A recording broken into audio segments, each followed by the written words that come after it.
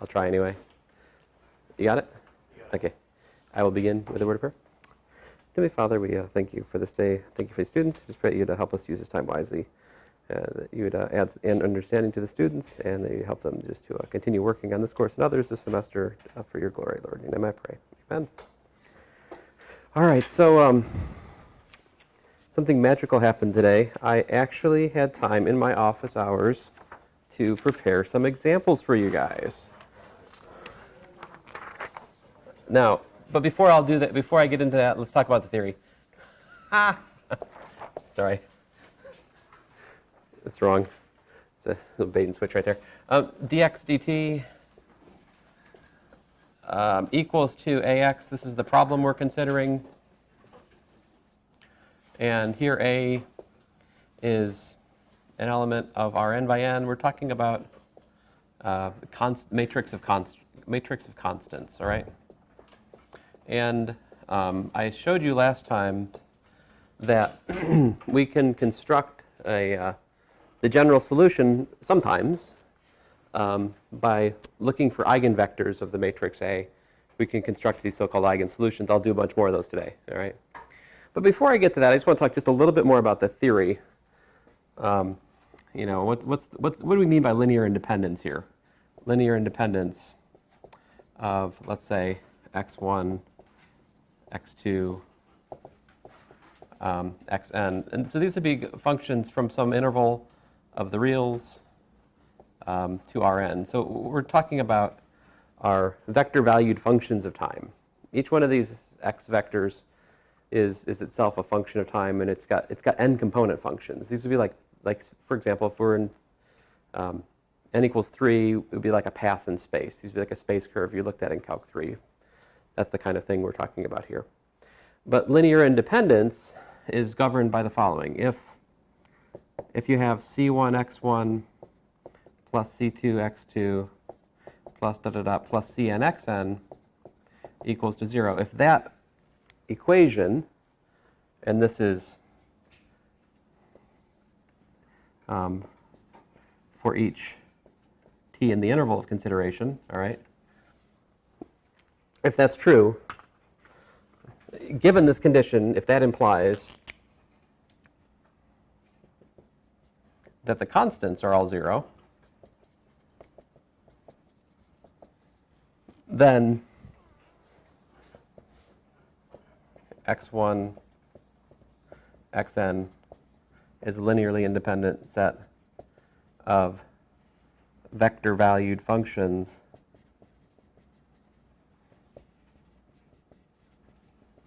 on the interval I. So the theory here says that to find the general solution, we want to find a linearly independent set of functions that solve the differential equation. That's called the fundamental solution set, all right?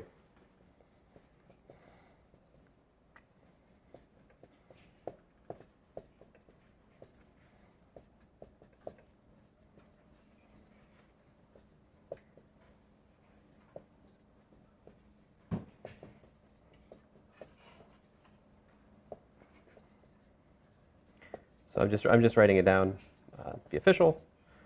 If we have that this is linearly independent, and you have that each one of them is a solution, then this is a fundamental solution set.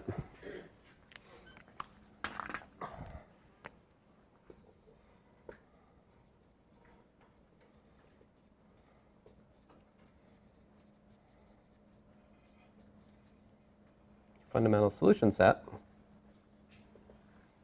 Now, the neat thing here is that we can look at this equation up here. Let me call it star.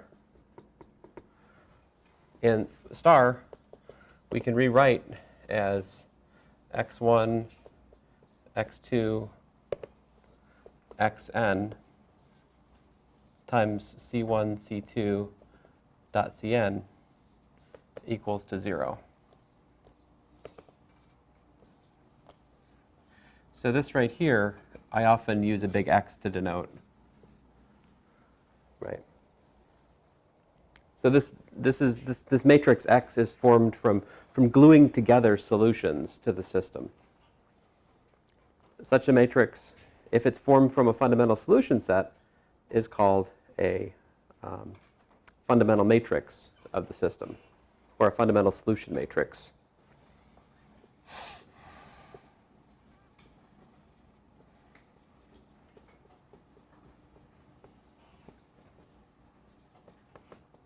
All right. What condition should the fundamental solution matrix satisfy? If C equals 0 is the only solution to this system of equations, what does that imply about the matrix X?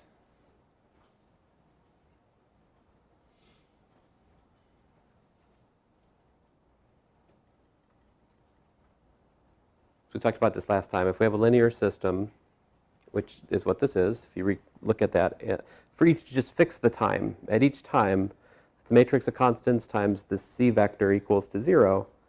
It must be that that's an invertible matrix for each time in the interval I. Right? And the way to measure that is just to say the determinant of X, we would need the determinant of X of t is not equal to 0 for all t in the interval. Now that this interval I keep talking about, for us, the example we're looking at, since the matrix is constant, the interval is always just the whole real line. All right? I don't have enough patience to look at like Cauchy-Euler type problems for systems.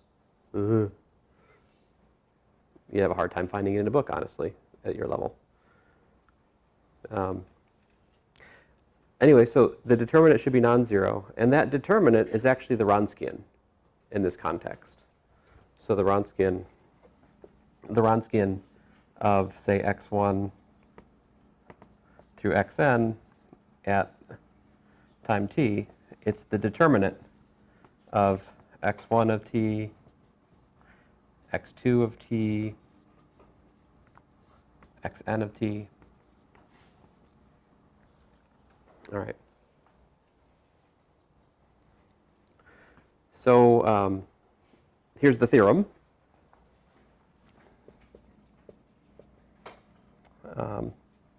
If dx dt equals to ax, then there exists a fundamental solution matrix. Let's say X, and my D somehow turned into a G. That's an interesting one. And the general solution has form X equals to the big X times a constant vector. Now this is just a new way of writing what I told you last time. See, because if this X is, x1, x2 vector, xn vector, and I multiply it by c1, c2, cn vector, well, that's nothing more than c1x1 plus c2x2 plus plus cnxn.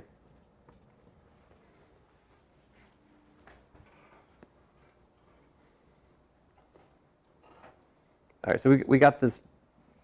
We have now another competing way. We have now three ways of looking at the solution to a system of differential equations, a homogeneous system.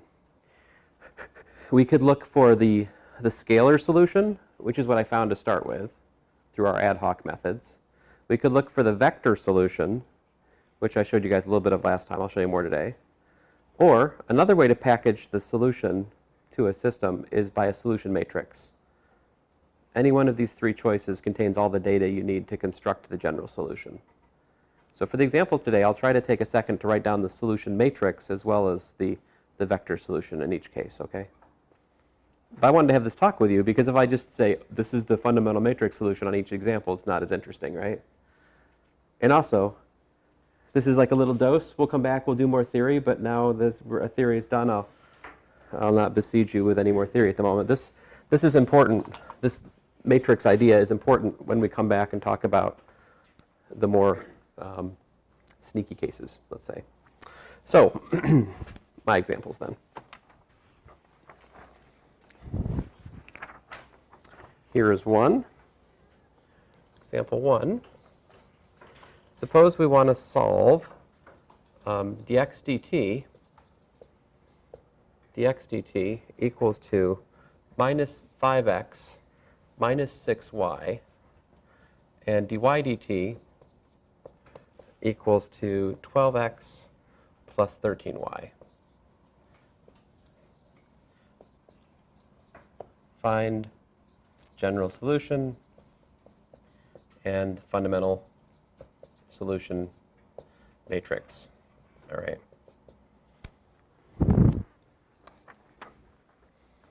So we're going to use that eigen solution technique we found last time, right? So we're going to look at what's the matrix for this system. A equals to, I got minus 5, minus 6, 12, and 13. That's the matrix of coefficients for the differential equation, right? So my next order of business is to calculate the eigenvalues. So the determinant of minus 5 minus lambda, minus 6, 12, 13 minus lambda. The question is, what is that? So this is the, we're looking at the determinant of A minus lambda I. Okay. Sometimes it helps me to draw in some dividers. So I'll do that. So what does that give us?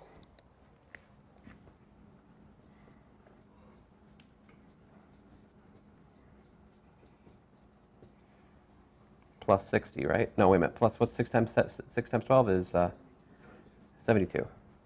72 minus 65? 7. All right. So we've got lambda squared plus 7. What's the middle term? Plus 5 minus 13, so minus 8 lambda, right? Does that factor? I think it does. That's lambda minus 1 times lambda minus 7.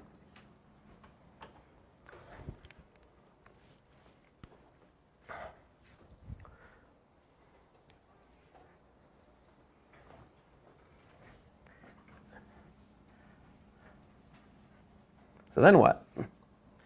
So now you can see what the eigenvalues are. The eigenvalues are 1 and 7 respective, right? So we can go find the eigenvectors. Let's see here. So lambda 1 equals to 1. I need to look at A minus I, let's say U1 equals to 0. What is that actually here? That's minus 6, minus 6, 12, 12 times the uv equals to 0. So what should how do I solve this? It's pretty evident what's going on here, right? We don't need a lot of highfalutin linear algebra to solve this, really. We just can look at it and see you got the same equation twice. Pick whichever one you like. It amounts to, I mean, you can see what it amounts to. It amounts to u plus v equals to 0. That's really the equation we're looking at, right? So that's u equals to minus v. So therefore, u1 equal to, let's see here, minus vv, pull the v out, minus 1, 1. So we'll use u1 equals to minus 1, 1. We'll pick that one. Yeah. Question. I'm looking at how you set up the a minus 5 times u1 equals 0 factor. I'm Yeah. a little bit confused on that on the right side of the equation. Because I've seen it turn into 0 factor when you have lambda equals 0 for your eigenvalue, but I thought it was a times your eigenvalue. So there's fundamental equivalence. We have AU equals to lambda u, right? That's interchangeable with AU minus lambda u equals to 0. And that is interchangeable with A minus lambda I times u equals to 0. So we don't disagree. I'm solving the same equation that you're talking about. It's just, yeah. It'll become more clear why it's preferable to look at the way. So this this is what's called a null space calculation. And so we learn in linear algebra that calculating the basis for a null space is like a standard calculation. On the other hand, if you solve, AU equal to lambda u, well, to me, it's more sort of geometrically interesting and natural. The algebra actually gets muddier when we do it that way. For this example, it wouldn't matter. Whichever way you work, it'd be about the same. But when we get to 3x3 things and larger, like it pays off to look at it in terms of null space. This is something I learned as I went on. Some of the solutions you look at online are from like when I was first doing this, so they're still back in the time I was solving it this way. All right. But anyway, I digress. Okay, so what's our? There's our first eigenvector. How about lambda equals to 7? Lambda 2 equals to 7. What system do I get? I get a, not minus 7, a equals 7. A minus 7i u2 equals to 0, which translates into what problem? That translates into, looks like minus 12, minus 6, 12, 6, right? I use u and v as disposable variables. I'm rewriting those when I get to the next step in the calculation. I mean, you pick your poison here. This is 12u plus 6v equals to 0, so we might as well say what? V is equal to minus 2u, right? So I would say u equals to 1, and that will give me u2 equal to 1 minus 2. There's my eigenvector. Now I have everything I need to construct the eigensolution. So using what we did last time, I have solution x equals to c1 e to the t minus 1, 1 plus c2 e to the 7t 1 minus 2. So right here, that is my vector solution. I'll do all three here. What's the scalar solution? What would the scalar solution? What's x equal to? What's y equal to? Minus c1 e to the t plus c2 e to the 7t. Y equals to c1 e to the t minus 2c2 e to the 7t. This is your scalar solution, general scalar solution. This guy, of course, is the general vector solution. And then, of course, just to finish it, I can tell you what is the fundamental solution matrix. So there I just need to think about what are my fundamental solutions. I've got two of them, right? This is my x1 vector. This is my x2 vector. So x is x1 concatenated that is glued together with x2, which in this case is minus e to the t, that's for my first piece, and e to the 7t, and minus 2 e to the 7t. So there you go, that's a fundamental solution matrix, which is not the solution, right? But we can use it to make the solution. Any questions so far? So the technique is we identify the matrix of coefficients, and we calculate the eigenvalues, and then we write down eigensolutions. All right? Let's do another example.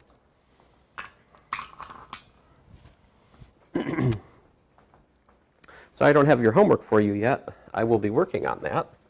It should be posted sometime this week. It won't be due right away, but it'll be due in some quasi-near date.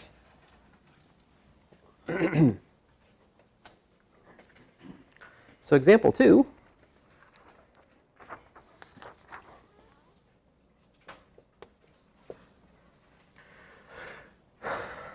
We have xyz prime equals 2, 3 minus 2, 2, 1, 0, 2, 5 minus 5, 3 times xyz. So I wrote it this time so that it's already apparent what the matrix of coefficients is, right? Matrix of coefficients here, this is A.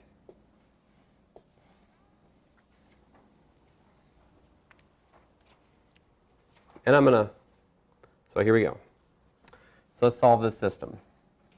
So we need to look at the determinant of A minus lambda I. So we got what? 3 minus lambda,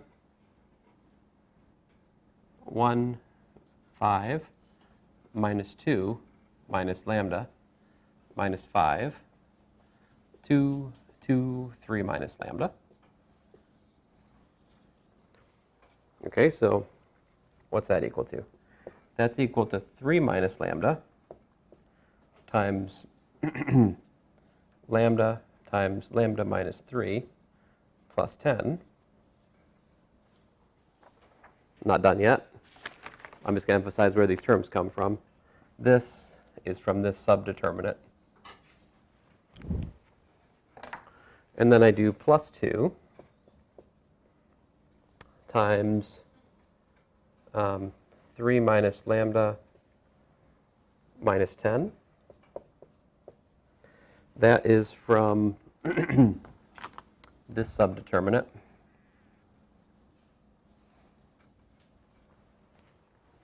Minus became a plus because that's how the determinant works. This is Laplace's expansion by cominors. So you get this plus minus plus pattern. So minus 2 became plus 2 there. And then plus 2. And we get minus 5 plus 5 lambda. And that, of course, is coming from this piece here.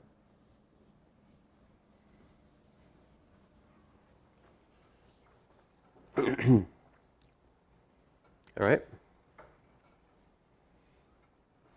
So we've got 3 minus lambda times, let's see here, lambda squared minus 3 lambda plus 10. How's this simplify? That's minus lambda minus 7. So we got minus 2 lambda minus 14, I think. And then that gives me a what? Minus 10 plus 10 lambda.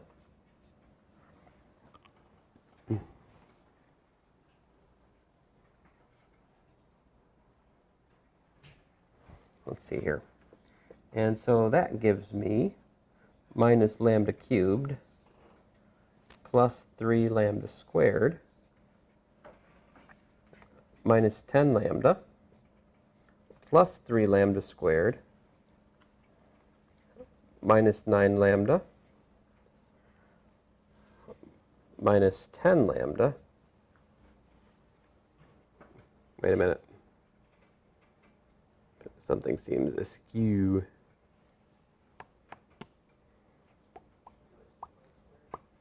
Lost track of what I was doing. Just give me a second here. So that's 3 lambda squared minus that, and that should just be that should just been 30 plus 30. You have my algebra. What I did was I distributed this to this, and that gave me this term, and this term. And then the last 3 are from distributing 3 across that trinomial.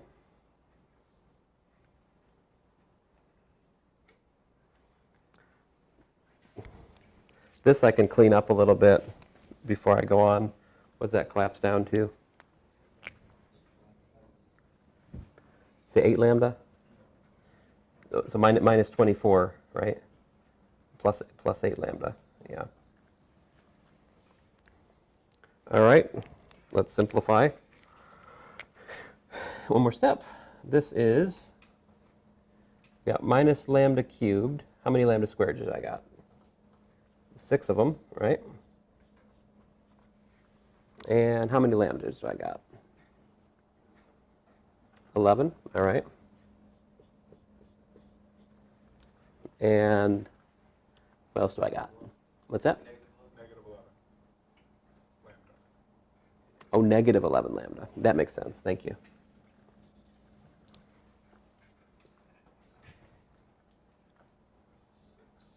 Plus 6. All right.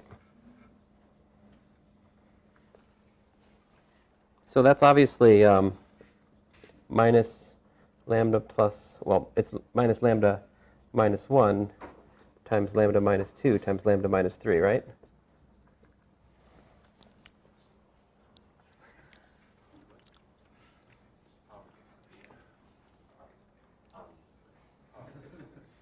Okay, I'm misbehaving slightly.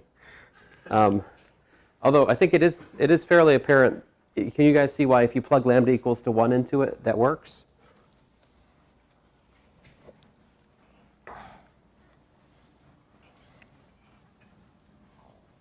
Do you guys see that? So if you know that, if you notice, let me call this thing P of lambda, all right?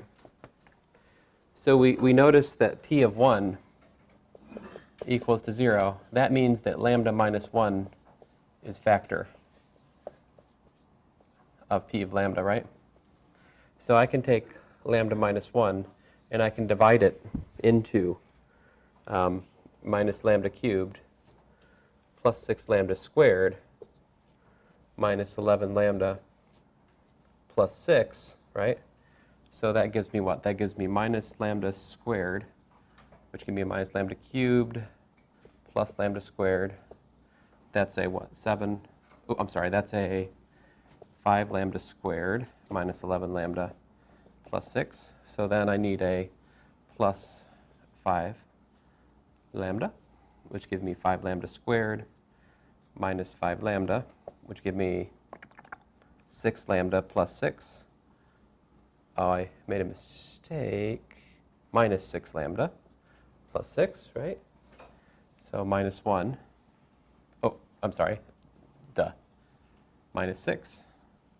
So minus 6 lambda plus 6. So, of course, the remainder is 0 because we can do math.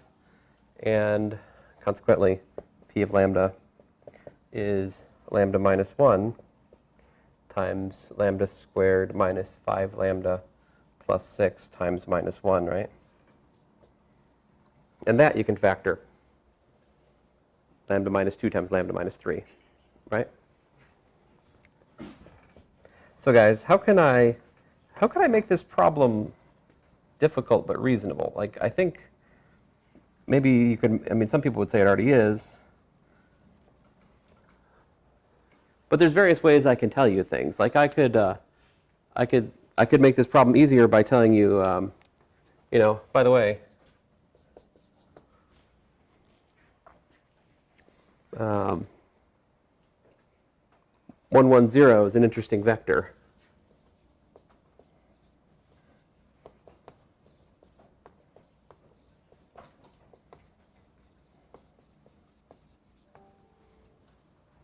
See, that hint would make this problem go from the realm of pretty difficult to the realm of just partly difficult. See, because if you have that vector and you understand what interesting means here, you should try multiplying that vector times a, right? What's a times 110? Calling this thing a. 3 minus 2 plus 0, right? So it's 1. 1. 0. Aha! So 110 is eigenvector of A with lambda 1 equals to 1. Which then means that this characteristic polynomial has to have lambda minus 1 as a factor. And then, long division, so that gives you a path to factoring this. Admittedly, factoring an arbitrary cubic is a pain, right? So I usually give you some kind of help. Either the cubic is like really, really easy one, it's like a perfect cube, or I give you some kind of help on how to factor it. Okay, great. So at this point, we have gotten to essentially this stage in our previous example. We still need to go back and find the eigenvectors for 1, 2, and 3, right? Although, at this point, I gave us 1, so we can skip that one. So let's get to 2.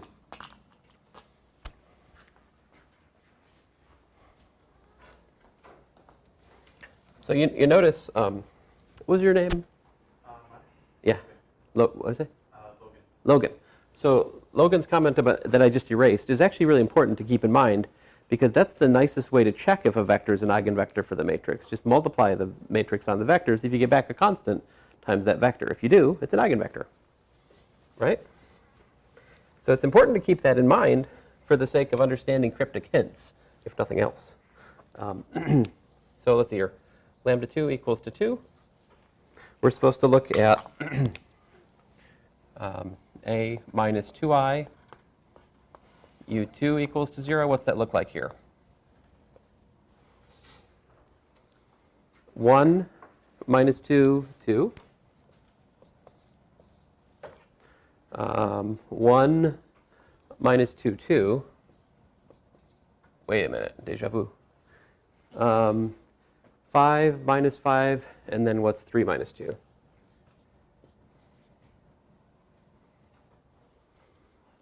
1, okay, thanks. So this times UVW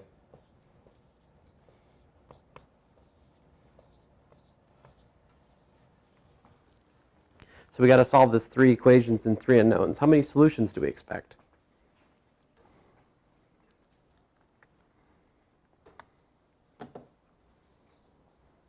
We better get infinitely many, right? Because if u2 is an eigenvector, then 3 times u2 is still an eigenvector. 7 times u2 is still an eigenvector. Minus u2 is an eigenvector. There's lots of other choices, right? You can scalar multiply u2 by anything and still have an eigenvector. It still solves this equation. So we expect infinitely many solutions. And you can see that we're going to have that, too, because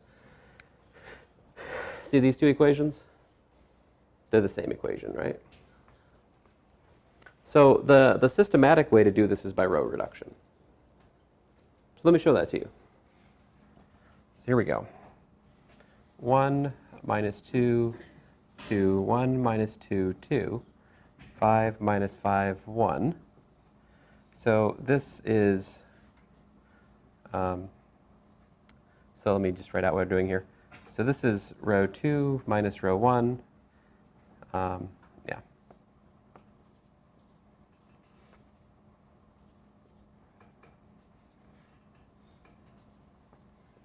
There we go. Oh, I should get rid of I should fix this bottom row too while I'm at it. What should I do to get rid of to make that 5 go away? Row 3 what? Row 3 is negative 5 over 1. Yeah, row 3 minus 5 times row 1. So that will give me a 0. So that's minus 5 plus 10, which gives me 5. And let's see here. 1 looks like 1 minus 10, which is minus 9. All right.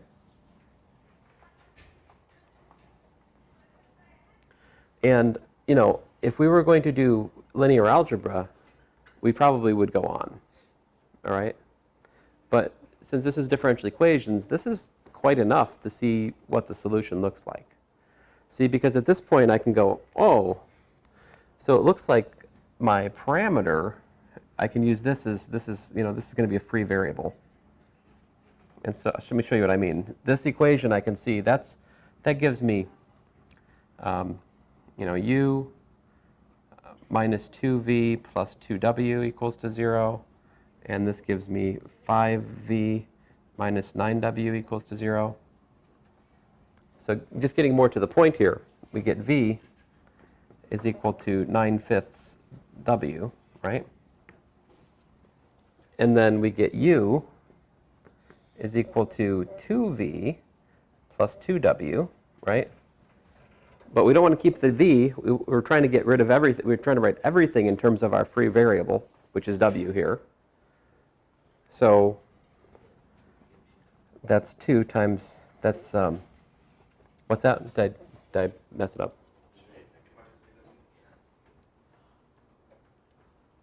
Oh, thank you. Minus, yeah, 2v minus 2w. Thank you. So that's 2 times 9/5 w minus 2w, right? So what should we make w equal to? Because if you're not a fan of fractions, what you should set w equal to? 0. Well, but the trouble with 0 is 0 makes u2 equal to 0, which is then not an eigenvector by definition. Eigenvectors are non-zero vectors. What's that? 5? Yeah, I like 5. Set w equals to 5, all right? And that will give me v equals to 9, right? And u equals to what?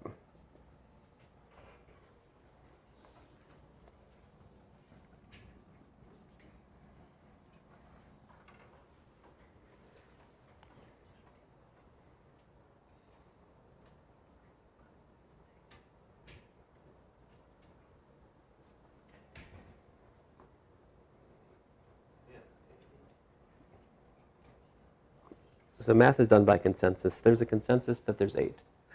That's right? Okay, good, good, good. All right, very good. So thus, u2 equals to 8, 9, 5. There's your eigenvector with eigenvalue 2.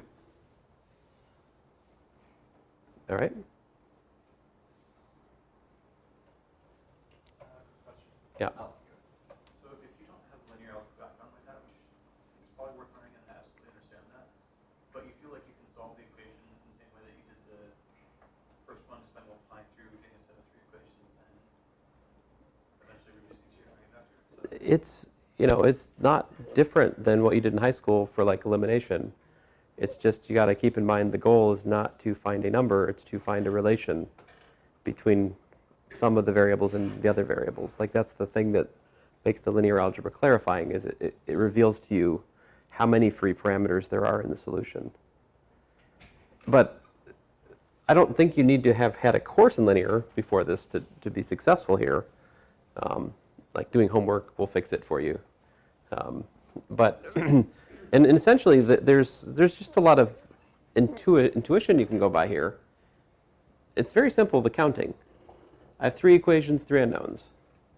Once you see, by hook or by crook, or just by looking at it and saying, wait a minute, first equation, second equation, same equation. So that means that there really are, but on the other hand, is the third and second equation the same? No. It's pretty clear that this is not the same equation as that, just looking at it. So that tells me that there are 2 independent constraints on this system, right? So I start with a blank template of R3, which is 3 free variables.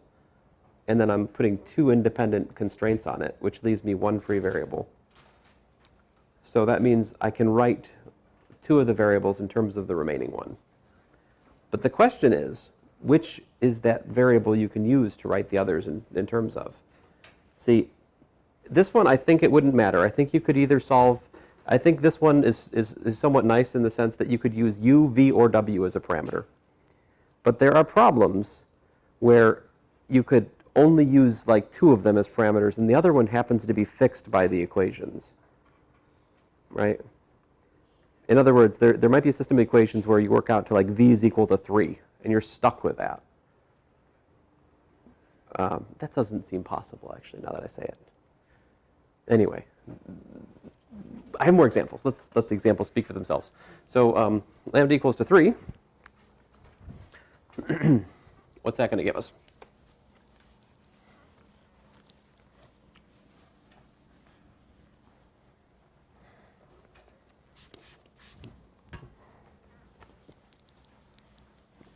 So what's a minus 3i look like?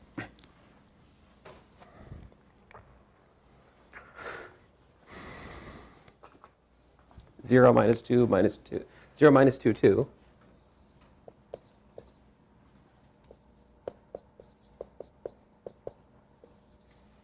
0 minus 2.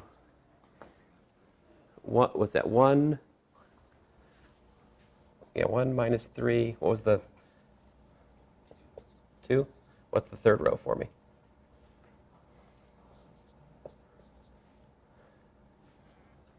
Zero? Oh, okay. Now this one, what I would do is I would do row 3 minus 5 times row 2. That would give me, and I would also say row 1 divided by 2. That would make things easier. So I got minus 1, 1, 1, minus 3, 2, 0. I'm adding 15, right? So 15 minus 5 is 10.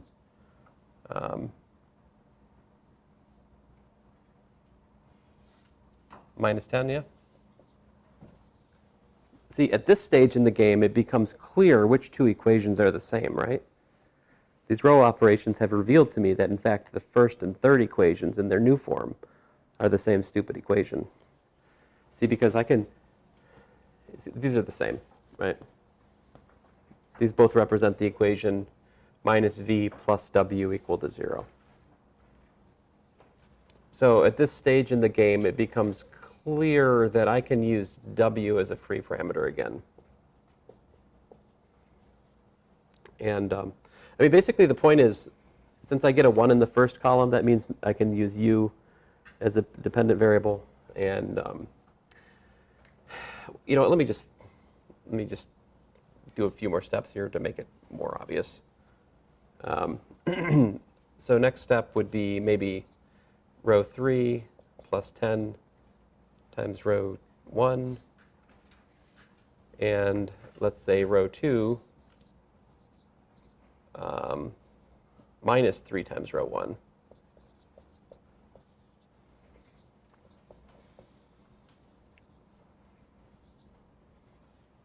So 2 minus 3 is minus 1, right?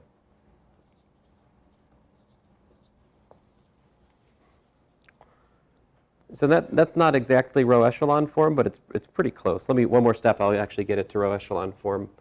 So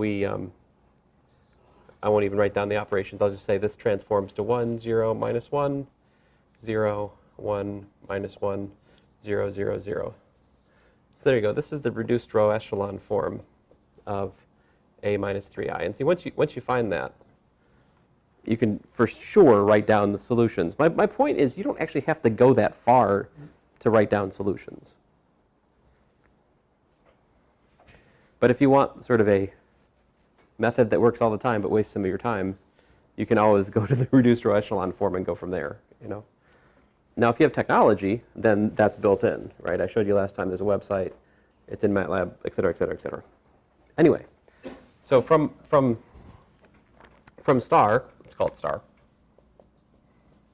What does star tell me? What are the equations that star has in it? It has u minus w equals to 0, and it has v minus w is equal to 0, right? So these are really nice. U equals to w, v equals to w. So if we set w equals to 1, that gives me u3 equals to what?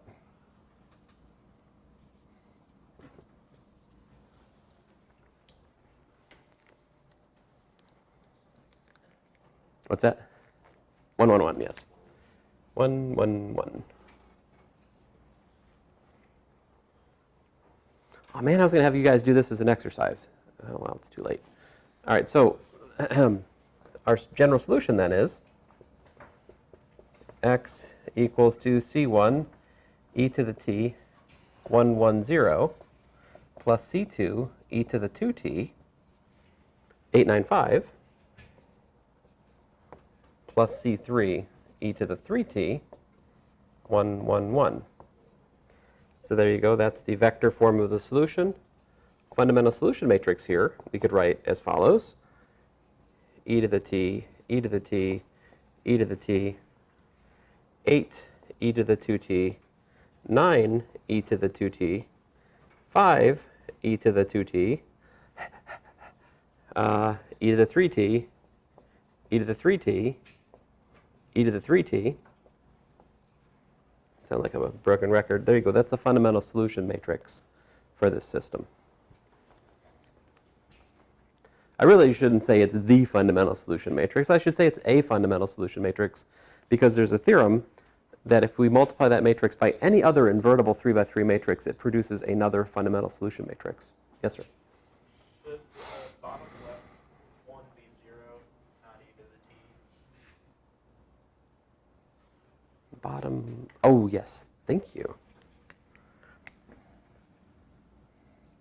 Very good, very good.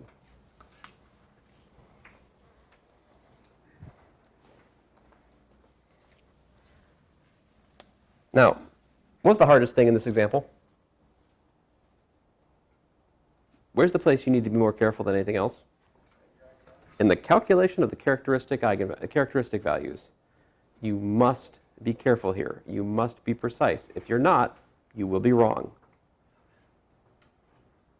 How will you know that you're wrong? Right? I mean, when you go to try to solve the equations, you know what's going to happen?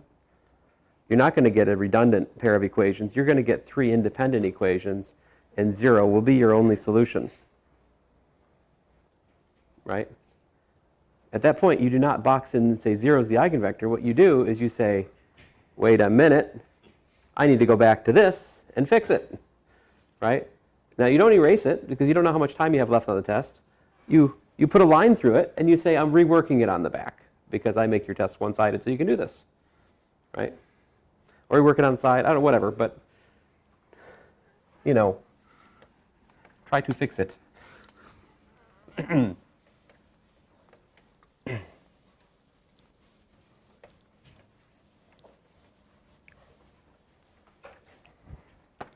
So, our next example. Yeah, what? Oh, yes, I do have them. Not that you necessarily want it back. It's funny. I do have your exam, but not with me. So I need to go get it. So in the interest of that, I want you guys to look at x, y, z prime equals to 1, 1, 0, minus 1, 3, 0, 0, 0, 2, x, y, z. All right. And I want you to, find all eigensolutions. And then I have a question. Is it enough to write the general solution?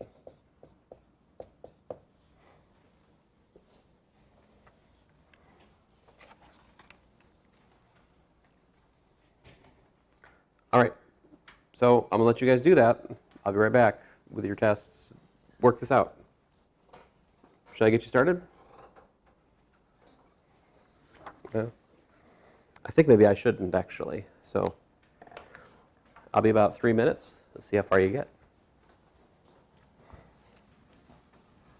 I'll tell you this much already. I can see just from looking at that matrix that 2 is an eigenvalue. See, here's the thing about matrices. If you have a matrix that looks like it's got blocks,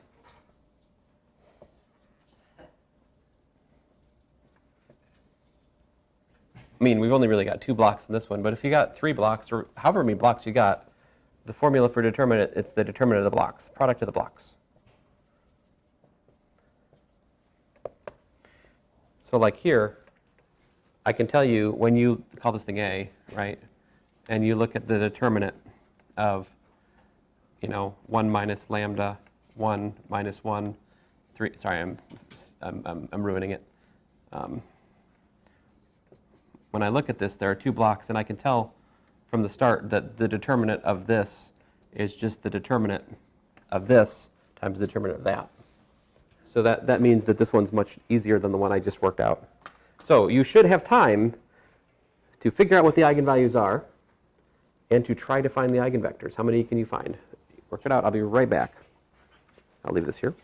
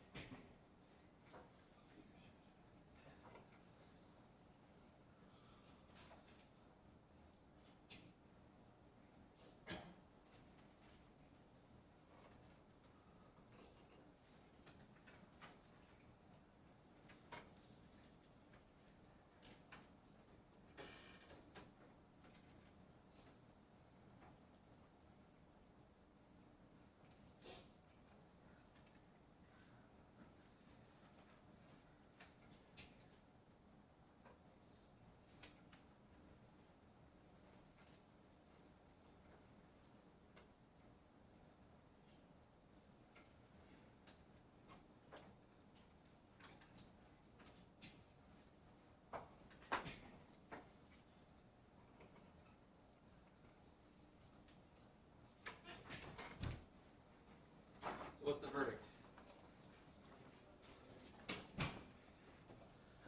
What are the eigenvalues? Is there a consensus? Was there a vote? No? You guys believe in a dictatorship in here or something? I mean, that's your Liberty students. Do you believe in democracy? What's wrong with you? What's that? We just have one. We have the two for the section. Now we're just trying to figure out how to resolve it. So there's just two? There's two. One more than we used. So it's the determinant of 1 minus lambda, 1 minus 1.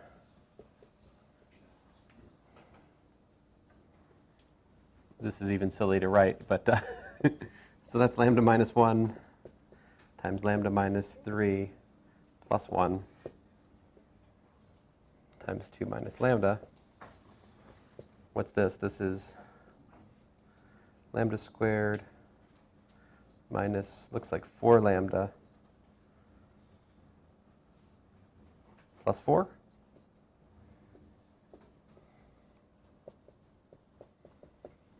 Oh, look at this is embarrassing. It's just the same thing 3 times, isn't it?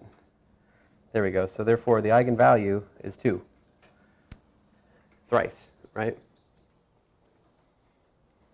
Okay. So we should look at a minus 2I times u and see what it gives us, right? What's a minus 2I? It is minus 1, 1, 0, minus 1, 1? Oh, yeah. Duh. 0, 0. Oh, 0. Yeah, we know. Okay. So, like, do we need row reduction techniques for this one?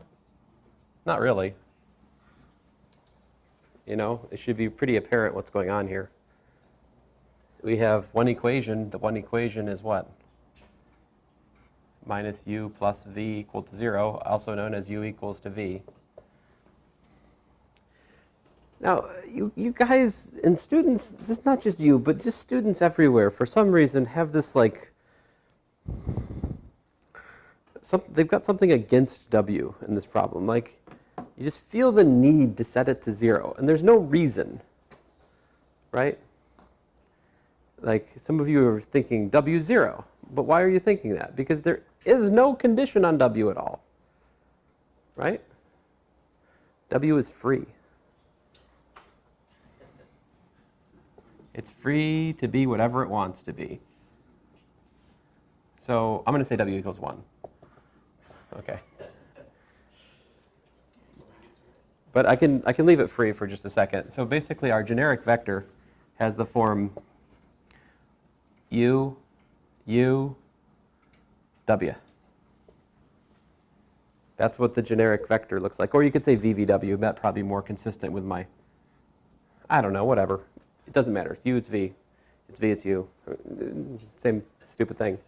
The point is, this is v times 1, 1, 0 plus w times 0, 0, 1. These are both eigenvectors. And they're linearly independent. Right? It's pretty clear that 1, 1, 0 and 0, 0, 1 are not scalar multiples of one another, right? So these are linearly independent eigenvectors. And that's it. There's just 2 of them. So we find solutions. x1 equals to e to the 2t, 1, 1, 0, and x2 equals to e to the 2t, 0, 0, 1. And that's all my eigensolutions. I mean, that's a basis for the set of eigensolutions, at least. There's not a third one that's linearly independent from these first 2. So the answer to my question, is it enough to write a general solution? The answer is most certainly no. Eigensolutions are not enough to solve this problem. Of course, we already knew this coming into this, that this wasn't going to be everything, right? Because if you think about it, you could convert a differential equation that has a t in the solution to like a system. And that sort of problem should somehow need a t in the solution, right? Or there's the sines and cosines. Those have got to come up in here somehow. You know what I'm talking? Maybe you don't know what I'm talking about. There's an interplay between the second order problem and these problems we're looking at right now.